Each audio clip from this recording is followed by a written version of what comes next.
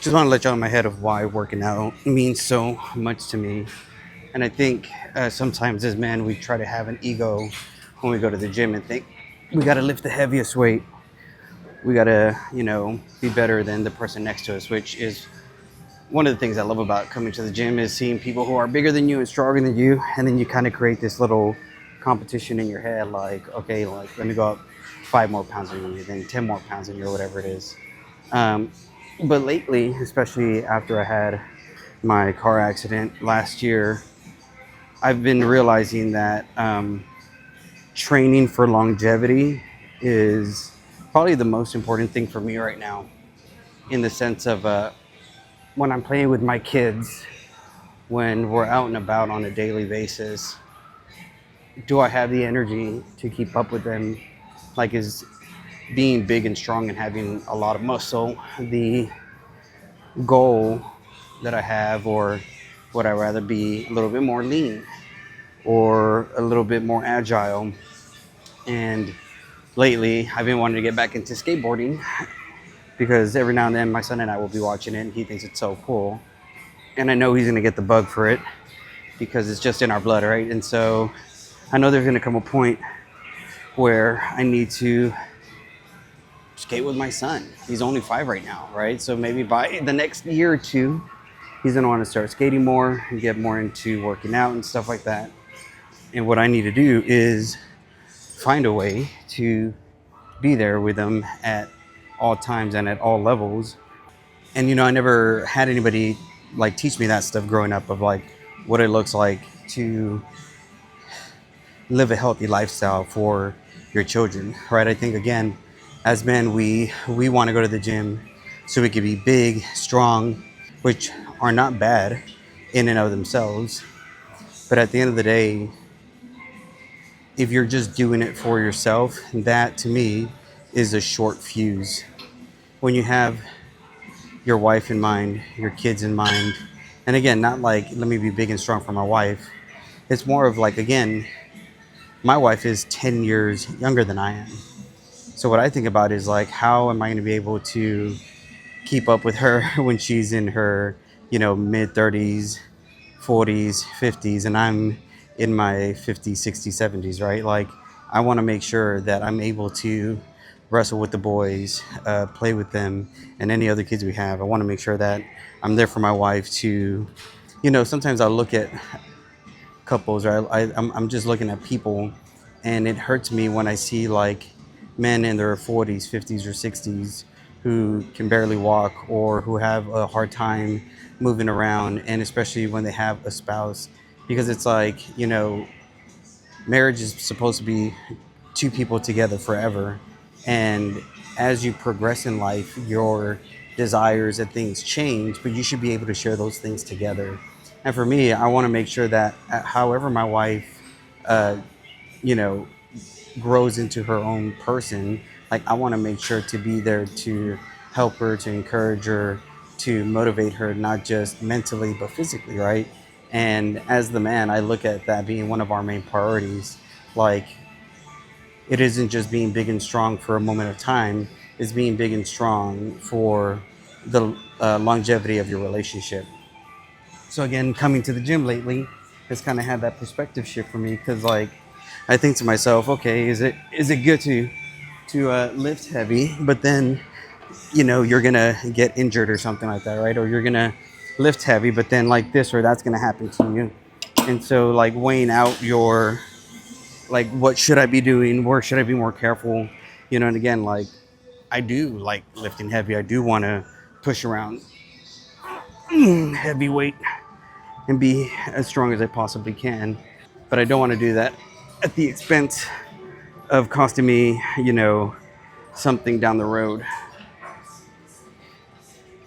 For the longest time, I really enjoyed using these Hollyland mics because they were so lightweight. You have the transmitter, then you have a receiver. They're so small and tiny, and then this plugs into your iPhone. So that's how I was recording my audio at the gym, and I really, really enjoyed having those.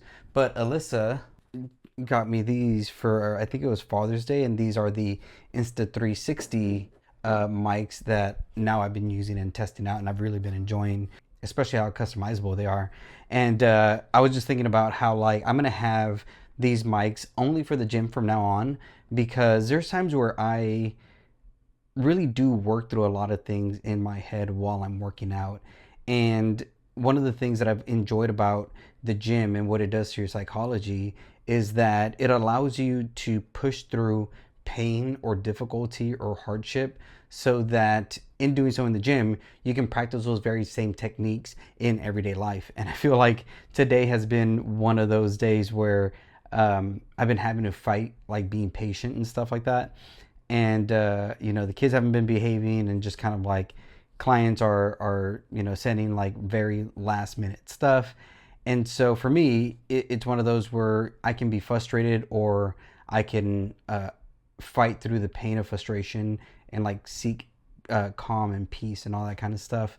And so, but the gym allows me to work through a lot of those things. And like I was saying in yesterday's video, that's why I always recommend that you wake up early, so that you give yourself time to learn yourself, to understand yourself, to work through your mental uh, uh, tightness, I guess you can say. Like when you work out and stuff like that, sometimes you get like knots, and sometimes you get pains and stuff like that, and like getting a massage and stretching helps that. And so to me, that's what you do with your brain as well. When you wake up early and you spend time meditating, you spend time at the gym. And I don't know how many times I have literally cried at the gym. I tell my wife often, like, that's why I wear my hat low sometimes. That's why when it's cold, I wear a hoodie and I just like have it cover my face, because there's so many times like I will work through childhood issues and traumas, or even present day issues, in the gym, and just kind of like put myself in places mentally that I wouldn't in just my everyday life, right? I wouldn't do it at 2 o'clock in the afternoon, which that's what it is right now. But when you wake up at 3 in the morning, 2:30 in the morning, 3:30 in the morning, it allows you to ignore the world. It allows you to push back against anything that is there and say, this is time for me to work on me. And so when I'm in the gym, and there's been times I've worked through very hard things, and there's times where I've like worked through many joyful things. Like, I think I'm the kind of person that I don't like celebrating success. To me, when you achieve something successful, um, I don't really care for a pat on the back. To me, I'm just doing my job, right? And so when we reach certain plateaus in our business or in our life, it's kind of like, well, yeah, like everybody does this, so you're just in that uh, uh, season of life. But I think there's also something to say about giving yourself a pat on the back, telling yourself you're doing a good job, and allowing yourself to build up that that trophy case, so that you could look back on that for the times when it does get hard. I think Goggins calls it the cookie jar. And so for me, that's something I've been training myself to do more and more at the gym, is not just draw from the negative things in my life, but to draw from the positive things in my life. So one of the things I often go to is my wife and kids, because like it just draws out so much emotion in me. And so there's times where I'll think about like the kids growing up, or how blessed I am to have met my wife and for us to have had this relationship. And I feel so thankful, because I don't think I ever felt like I deserved any of those things. And so when I allow those things to meet up, right, like that emotion and that joy and that happiness, but then at the gym, pushing through those boundaries and those hardships, it reminds me like where I am today wasn't something that happened overnight. The person I am today isn't somebody that was built overnight. And it's really great going back on the decades of failure that I have in my life, like the decades of, whether it's failure in relationships, failure in business, failure in anything in life, right? Any little bit of failure, right? When I couldn't play basketball right, when I couldn't get a skateboard trick right, when a girl turned me down, when I failed a class, although I never really cared about that. People passing away in my life, right? Issues in my family and all that kind of stuff, right? When I think about the things that I've overcome, I look at today's problems and I think to myself, well, I've already slayed that dragon. And this is the same type of dragon, it's just dressed up in a different way. And so I look at what I have now in my arsenal, and the things that I have now I didn't have back then, right? Like courage and patience and love and kindness and understanding and wisdom. Like, I was operating at a deficit in that point. And nowadays I see myself as like, yo, you have so many great things going for you. Like, you have set yourself up for so much success that success is the most viable option after whatever's next. And so I'm not only trying to believe that because I know it's something that is true, but I'm also trying to get myself ready for what that looks like. And what I mean by that is I feel like I've always planned for worst case scenarios and I've never planned for best case scenarios. And so I think that's just the way I was raised, or just my belief and outlook in life and things that I've allowed to disciple me in my way of thinking. But now going into my 40s, I know that that way of thinking is an operating system that has held me back from so long, to only operate from the negative and not the positive, right? Because as individuals, we operate from two things. We operate from the negative, the things that we don't like. We want to avoid that, and that's great. But we also operate in the positive. We want to pursue the things that we do like. We want to pursue things that are pleasurable and joyful. And so I feel like for the longest time, I was running an operating system that was just running away from things, but not running towards anything. And so part of a race is running away from the start line, but running towards the finish line, right? If you just kept running, then you're Forrest Gump or something. And so when you look at the reality of the situations that you're in right now, if you, and I speak to myself this way, like, if you have made success an everyday occurrence in your life, then you continue to add upon the variable that is going to be successful in the long run. And so that's what I'm trying to realize, which is this is what you've been doing. You've been practicing so much good things that you shouldn't even think about what failure would do. You need to start thinking about, how do you handle success? How do you manage that success? How do you allow that success to reverberate and flow through other people's lives that you want to bless as well? And so again, things that I never thought about, man. And when I'm in the gym and I think to myself, wow, a year ago, bouncing back from the accident, like, man, I was not even benching 100 pounds, maybe 110 pounds or something like that. And, I couldn't curl. I felt so weak, right? And that physical weakness started creeping into my mind, into mental weakness, and thinking that I couldn't do certain things. But then I remember after the accident, like 2 weeks or so later, I had to film the Austin Marathon, and then I had to film other stuff, and I ended up realizing, like, the world isn't going to stop for anybody. It's not going to stop for you. It's not going to stop for me. It doesn't matter who dies. The world will not stop for you. And so what you need to realize is you cannot stop pushing back on the world. And I could have allowed the accident to either make me a weaker person or make me a stronger person. And because I have overcome so many hardships in my life, it's taught me that I'm not the kind of person that gives up. I'm not the kind of person that throws in the towel, because I could have done that so many times before this. And this is just another thing that's gonna knock me down. I gotta get back up. And so that lesson, using that in the gym lately, and being thankful for the life that I have, being thankful for the strength that I'm gaining back, right? Like, I thought that was gonna take me out of the gym for forever, right? And now I'm back to lifting 225. I lifted 240 the other day.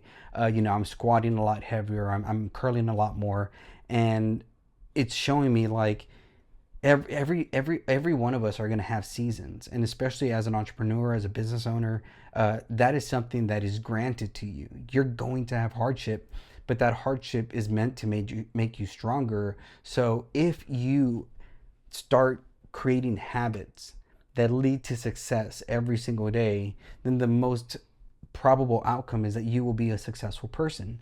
And so as I move forward, and again, today is one of those examples where I don't have time to film, but I'm going to take the time to film. It's been very chaotic. It's been very hectic. I've been having to test my patience, and it's just kind of like, yeah, what did you think today was going to be an easy day? Like, just because you had a great day in the gym, or just because you woke up on time, and just because this and this and that, you think everything else is going to be fine? No, this is why you do the things you do early in the morning, so that you can be prepared for the things that you're not ready for in the afternoon and the evening, but again, throughout life. And again, man, it's just it's one of those lessons that I wish I knew more as a younger person, because I used to allow the littlest things to affect my entire day, my entire week, my entire month, my entire relationships, my entire friendships, so many things, rather than understanding I could take this thing and flip it on its head and make it work for me, you know? And now I'm not perfect at it. It's not something that I say like I'm 10 out of 10 and I'm great at, but I think I'm more conscious of it, right? I think I'm more conscious of what my decision in this moment could lead to, right? For example, if my kids are misbehaving, I can yell and scream, or I can spank right away, but it's just going to lead to more turmoil that we don't want and we don't need. And so, if I can practice more grace and patience and love and kindness and gentleness and self control, well, then these things can be mitigated. These things can be cut back, and better things can flourish. Like maybe my kids see me as a more patient father. And so 10 years down the road, they know that they can tell me whatever they want, and they can confide in me, right? So those are the things that I'm just like, man, my present day actions have such a big effect in what the future could look like in my business, in my family, in my relationships. And so that was one of the thoughts I had in the gym this morning, and just how there's times where we need an outside perspective to tell us who we can be, what our potential has, so that we can better believe in ourselves. And so this is again this is where habit stacking and creating good habits comes into play, because if you then start creating these habits that lead you to not just knowing what success looks like, but knowing how to create successful situations, you learn how to do that in your business and your relationships and all these other things in life. You learn how to pull away the negative things and how to invest the good things. And so that's a lesson that physical fitness, endurance, pushing through suffering and hardship, that's a lesson you can only gain in those places. And that's a lesson that can really last with you for a millennia. It could affect generations to come, practicing those good habits and those things that we may think at times are meaningless. But I'm telling you, man, it being that kind of person who can have a farsight, right? Who can see the the ripples that are going to happen if you cast that rock into the lake, and knowing whether or not you should throw that rock, whether or not that rock is going to produce anything useful. Yeah, man, it's so great, and this is a lesson that I think every person should learn. Like, not even if you're an entrepreneur, business owner, parent, whatever it is, just like understanding that, I think would allow us to build better relationships with ourselves, which will then lead to better relationships with other people in our lives. Also, I forgot to say that this is how I've been recording things lately. I just connect the transmitter to my phone, and then this one, which is the Insta360 one, you're able to see the meter. So again, I think nowadays being a creator is so easy, because you have cool stuff like this, things that are very portable that you can use. So again, that's another topic for another day.